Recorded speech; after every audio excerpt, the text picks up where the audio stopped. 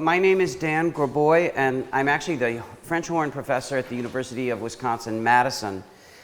When I got there, I had some research funds available to me, and I had been interested in playing my horn through electronics.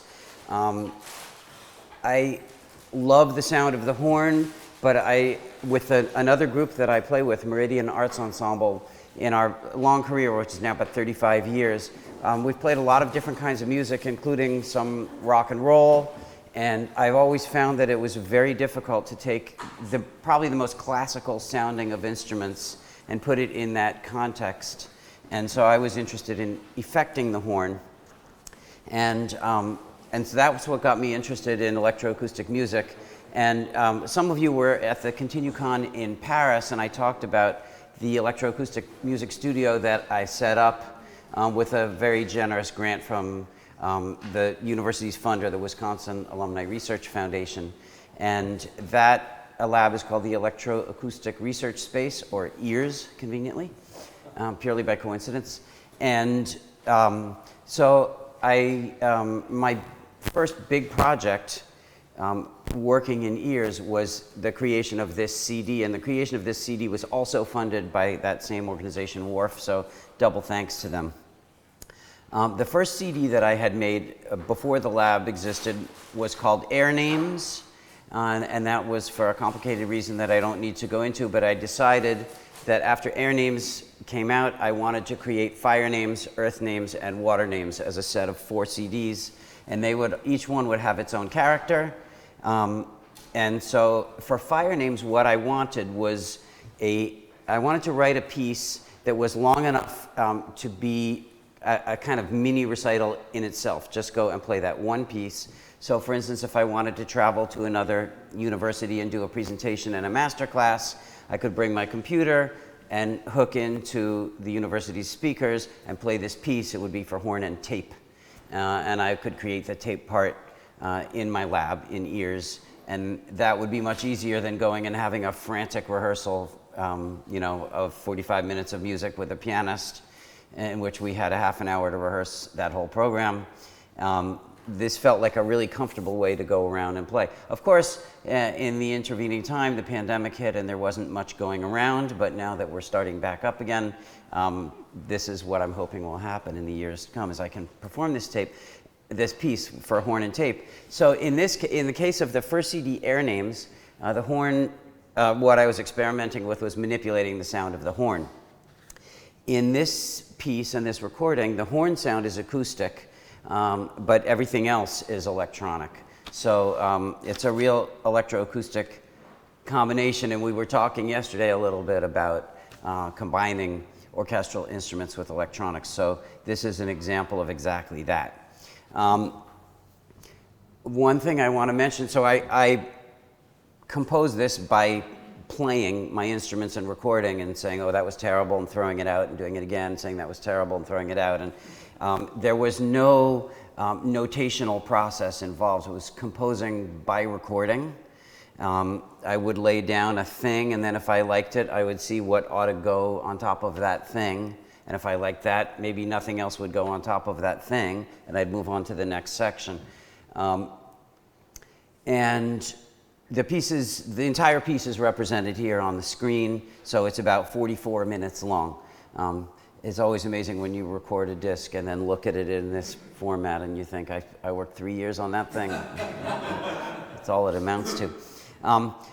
And what I want to say about the electronic instruments is that I really have no technique. I don't have keyboard chops that are good at all. The way I play the Continuum is just a method of...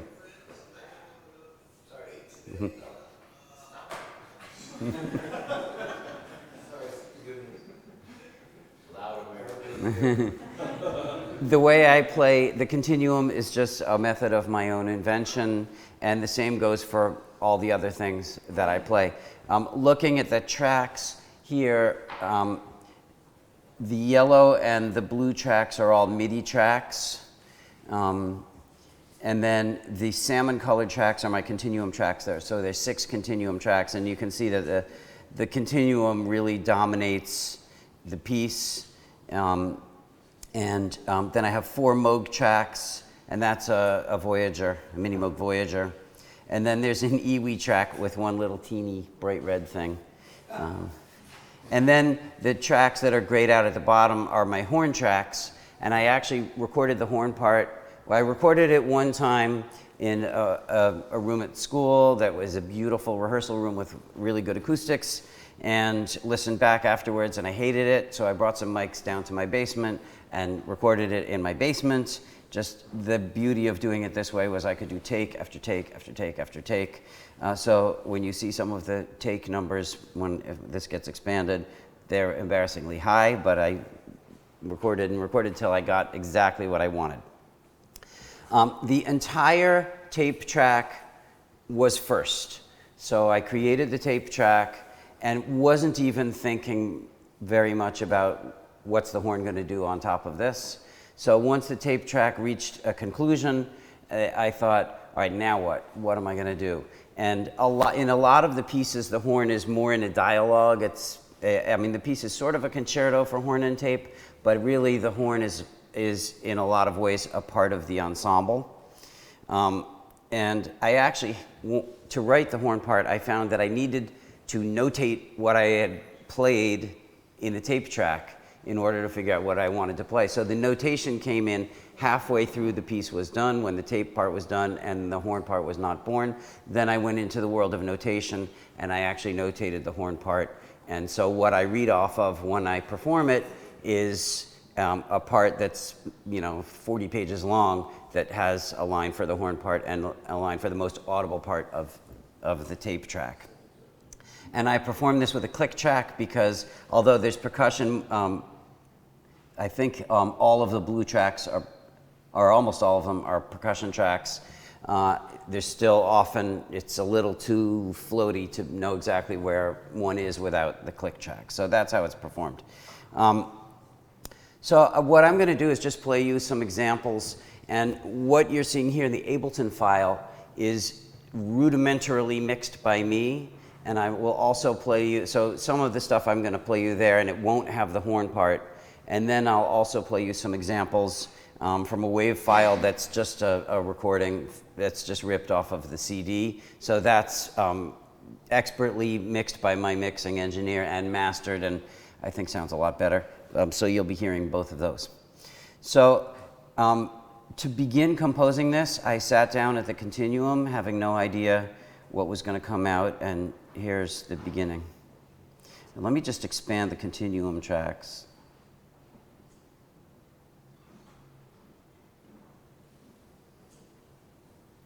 Just a question. Why the horn is recorded in stereo?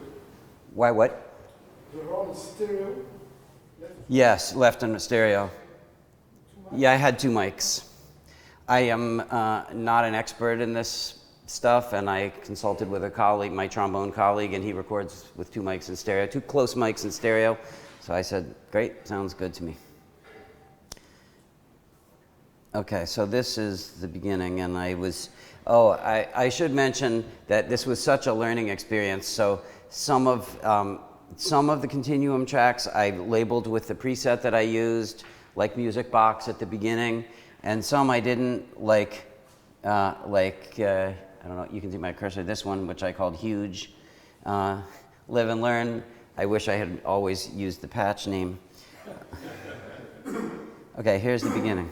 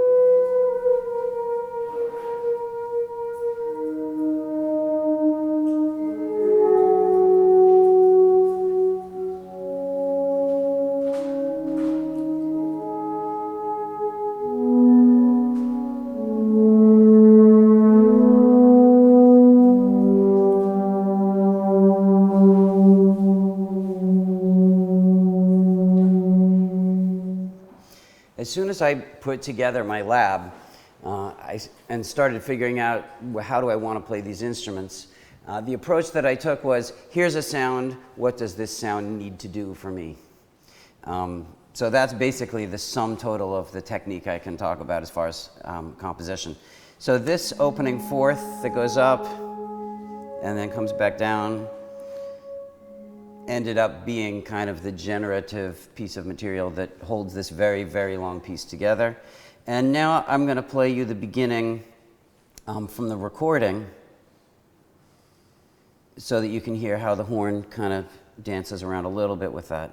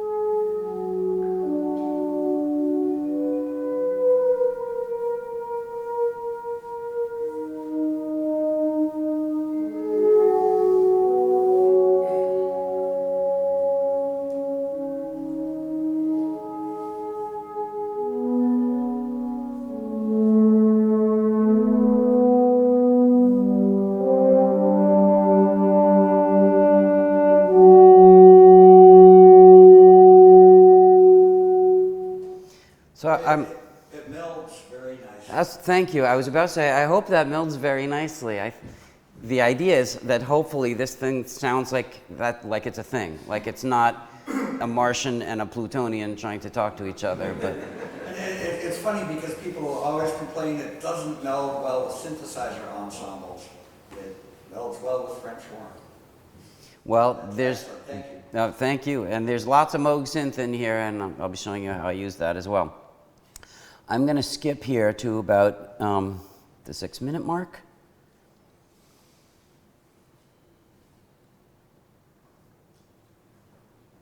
So I introduced a new element with the saws preset. By the way, I'm hoping that the people who made these presets are sitting here in the audience.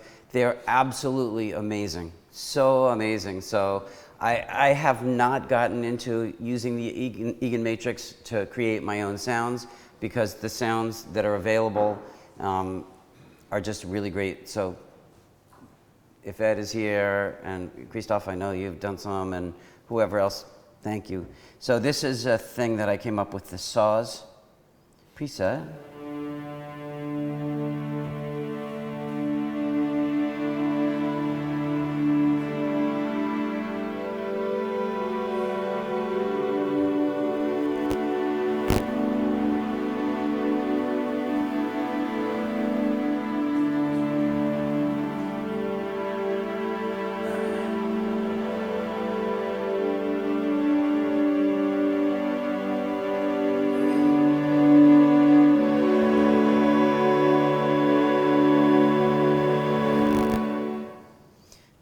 Play that in its final form.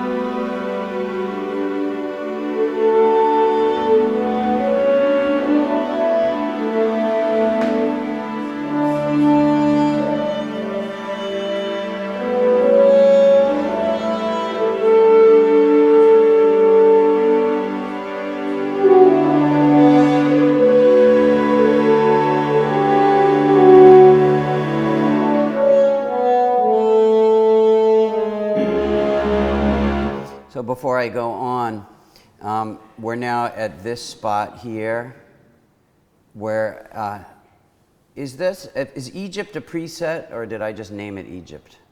Did anybody make a preset called Egypt? It's, okay. Here is,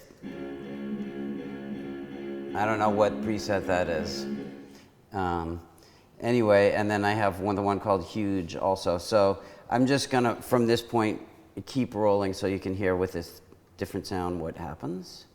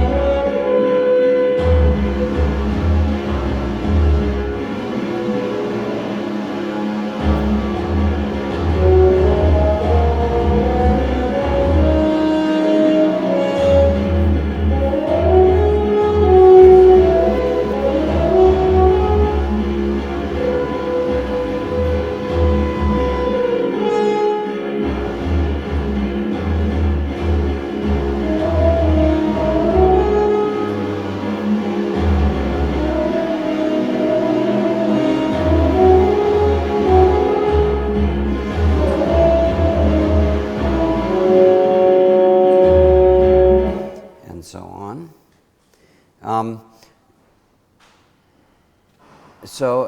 Jumping now to about the 10-minute mark of the piece.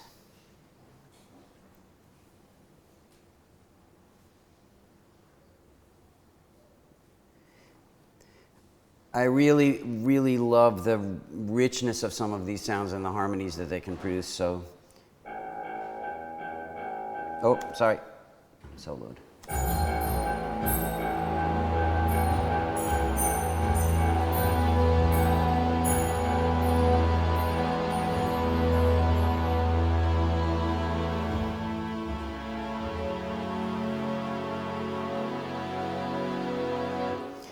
And I'll jump to the version with horn in that spot.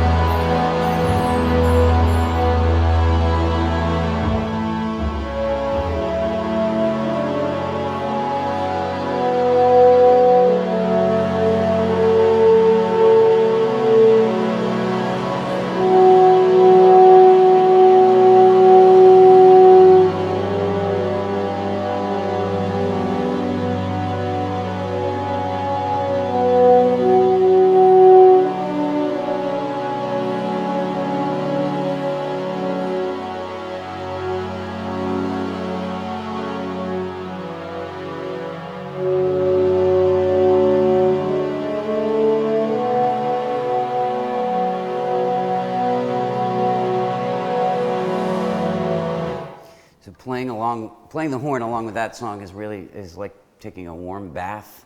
It just feels like having a great string section. I'm going to jump now ahead to some other continuum playing techniques. So this part of the piece, I started thinking of this as sort of like the bar scene in Star Wars, because it gets kind of a funky atmosphere. With very different continuum playing.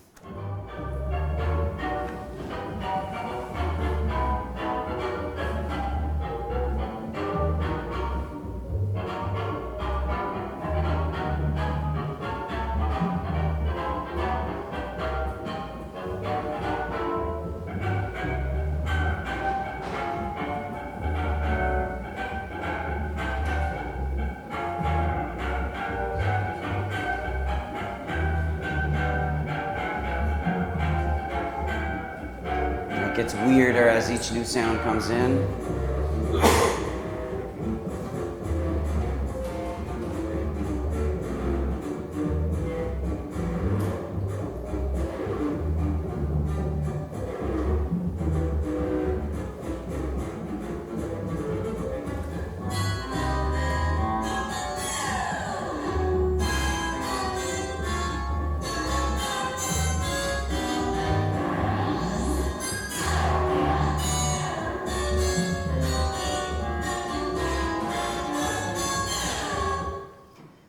And I'll just mention that I loved this particular sound from the Moog. And all these Moog sounds made it. You say that I don't remember, is it a Voyager or Sorry? the movie, it's a Voyager? It's a Voyager, yeah. So it made, there's a lot of kind of, well, there's a steady beat and then a lot of kind of raindroppy sounds. The tin whistle sound, probably you all have used it and makes great bird sounds. So I'm going to jump to the spot where it starts doing that. And I'm hoping this comes through with our stereo setup. I did a lot of panning so that in a hall it feels like there's birds flying around.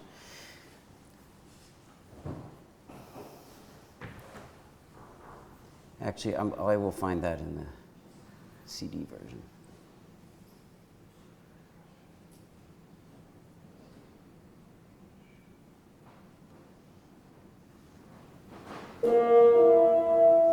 This is the end of a horn cadenza.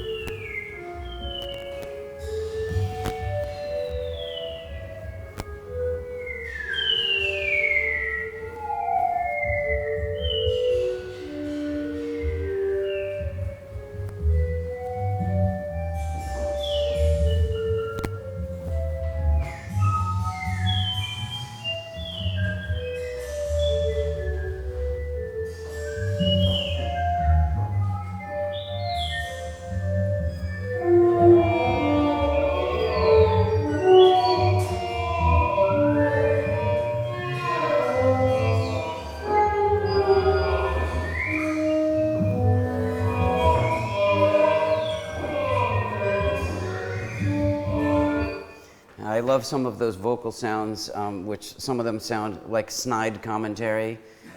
Love folding those in, and you'll hear more of that in a little bit. I'm going to jump now.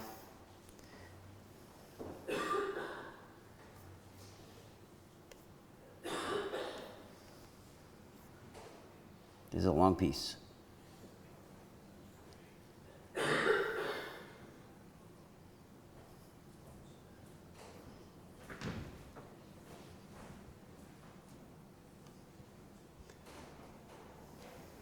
To a very different kind of a character.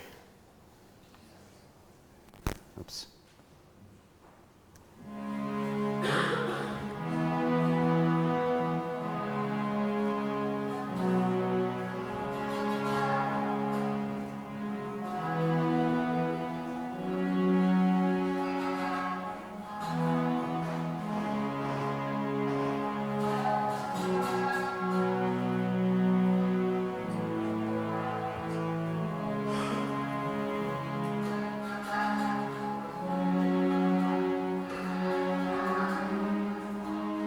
With a tapping technique, it gives a real kind of a Middle Eastern, Silk Road kind of a feel, I think, to the composition.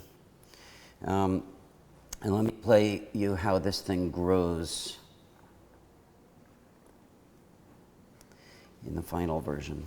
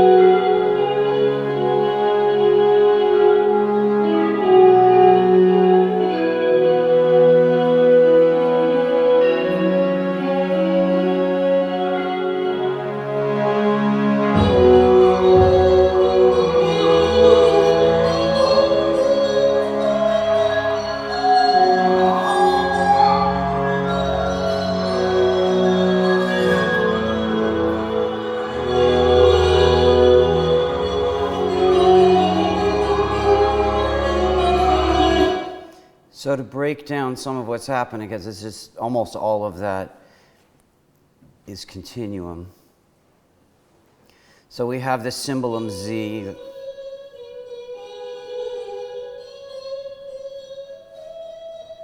Did one of you create that preset? That was yours? That's such a great one. Is when you tap it hard, it does a bend, boing, which I love. Cymbalum Z, yeah. That's what that's doing. And there's a little bit of larynx. Just filling in some colors.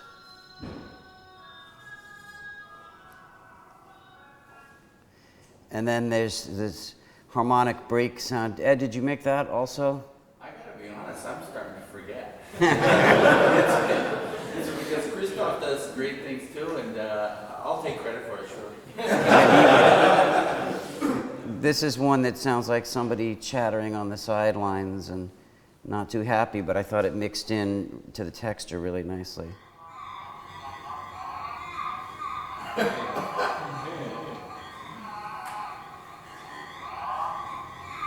And then, of course, there's synthetic cathedral, which is just massive.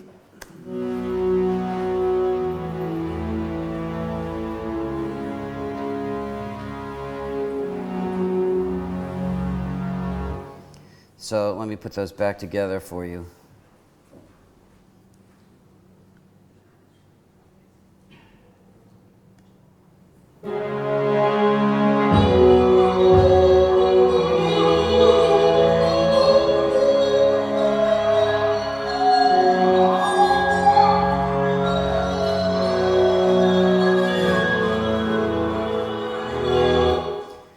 Also a shout out to my mixing engineer who really made sense of all the noise. It's just always astonishing. I love the electric guitar sound, so whoever made that, thank you so much. And I want to jump because it starts being featured more in the piece later.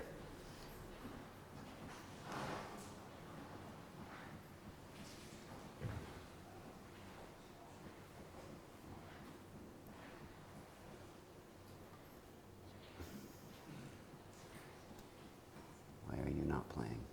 This is solo.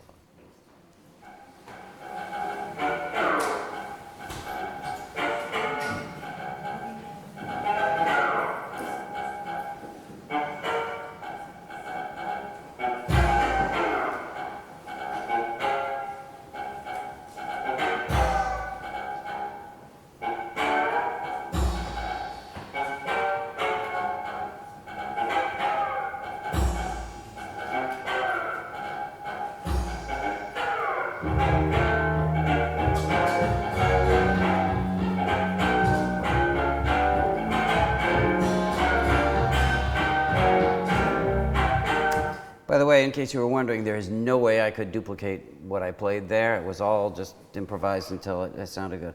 But that bendability of that sound is just absolutely incredible.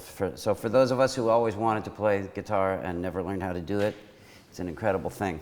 I have just a few more examples, and then I'm going to turn things over to Benedict. But I want to play you the use of the wind miles sound, which I also found incredibly inspiring.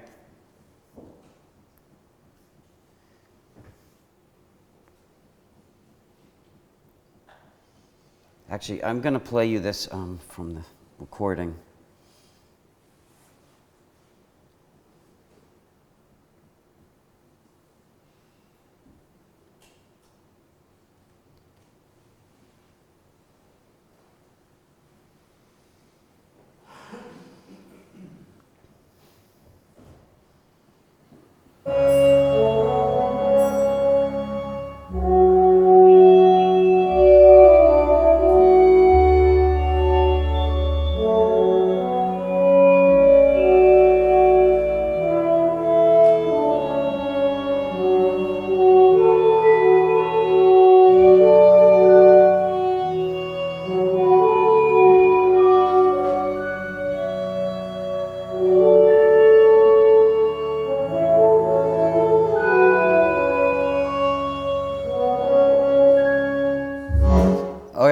So that without the horn sounds like this.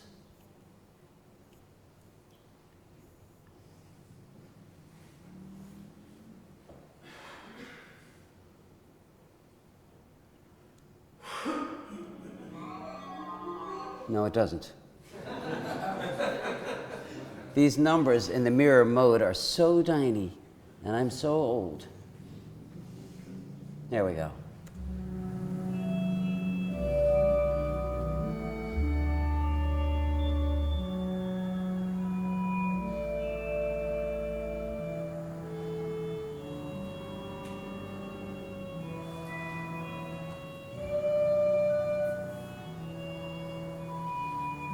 I find that airy sound really, really beautiful, especially combined with these little tinkly things. And the horn solo that I played over that, I actually did first as an electric guitar solo, and then had to transcribe it and figure out what I had played on the Continuum in order to play it. And then in this version of the final version of the piece, I put it first as a horn solo, and then later, so it's as if the Continuum is just imitating what the horn did instead of the other way around. So here it is. Well, let me just continue where I dropped off because it gets really big and hopefully in a nice way.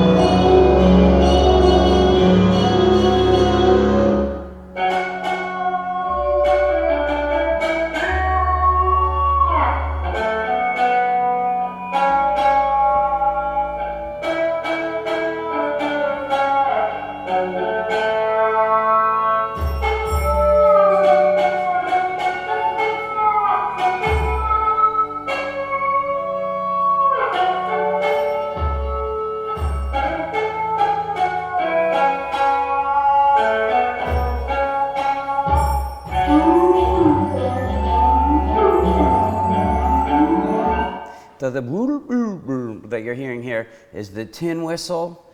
If you've used that preset much, on the Y closest to you is an octave lower than furthest from you. Did you make this one? It's so awesome. So great. So down low it has this really haunting sort of owl hooting kind of a sound, which I completely love. So that's what's going on here. Mixed with the high octave too.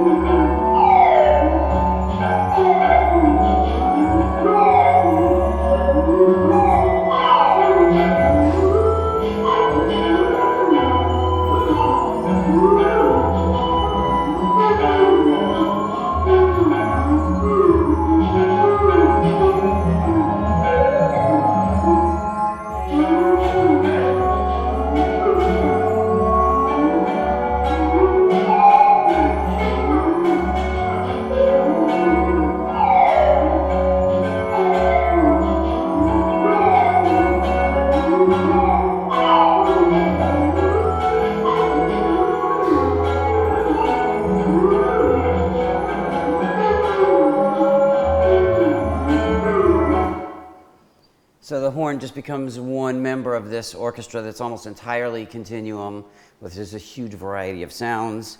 And that's kind of what I was looking to achieve with the piece. And so we have 5 minutes left if anybody has any questions about anything before we turn things over to Benedict. Yeah? Do you have any pictures of the way you noted the... Yeah, I should try to find that.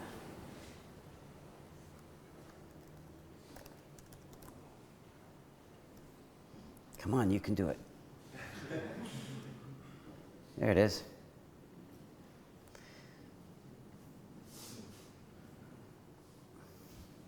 That's big enough to see, right?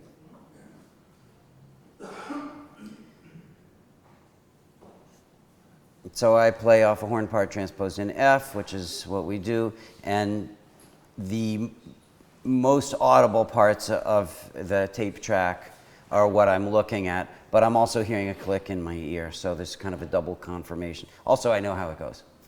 Yeah. Yeah, Sally. You used Ableton Live. Is that because that's what you know for DAW, or did you have a particular reason? That's mostly what I use because it's what I know and I'm very comfortable in it. It was then brought over to Pro Tools to be mixed by my mixing engineer because that's where he has all of his fancy things. I did create various overplays and noises and stuff that he was able to eliminate and obviously really deepen the richness of all of the sounds as well. But yeah, I almost always work in Ableton Live. That's kind of the Ears Lab kind of focuses on that DAW. Anybody else have any questions? Yeah? I really like these middle pieces then, where it's going in this swinging thing with this like dancing atmospheric mood. I was wondering if you listened to, you mentioned Star Wars. That was a good association of like science fiction movies. I was wondering if you listen a lot to this kind of genre for music, because it reminds me of a German sci-fi series called Spaceship Orion. It's like it was originally done right before I think Star Trek started, like in 1966, and it's by the German composer Uwe Thomas, which I've worked also with.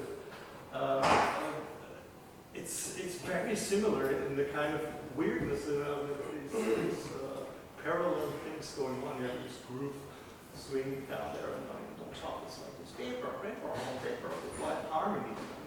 That's interesting. So I never even heard of that, never heard it or heard of it, and yeah, I'll check it out. Mostly a lot of that came because I discovered, early on, oh, there's an electric guitar sound and that's fun. And I started going like that and realizing that so many of the sounds can be rhythmic sounds as well as harmonic and melodic sounds.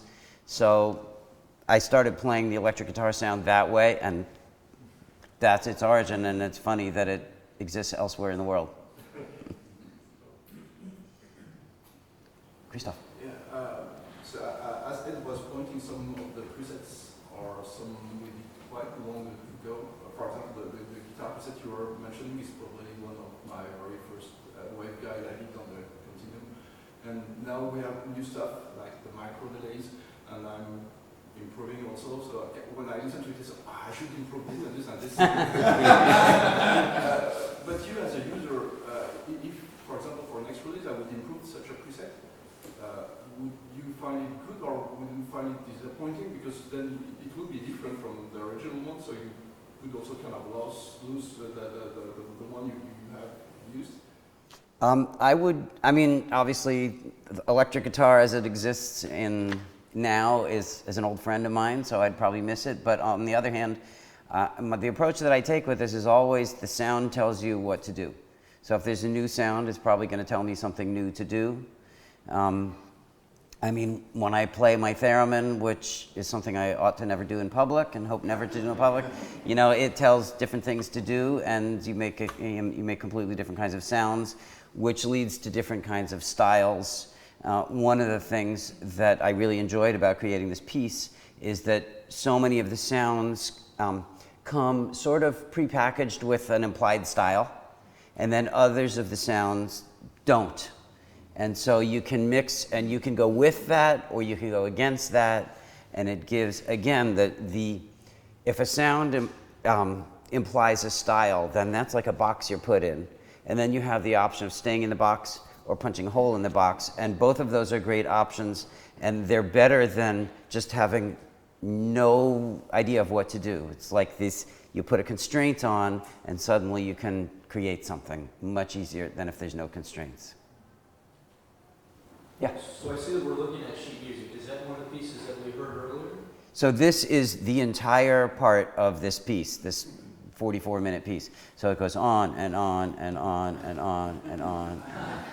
So you said that you like to work in Ableton, and I'm curious if you're creating in Ableton and then going and transferring that to sheet music, or you're going the other way around.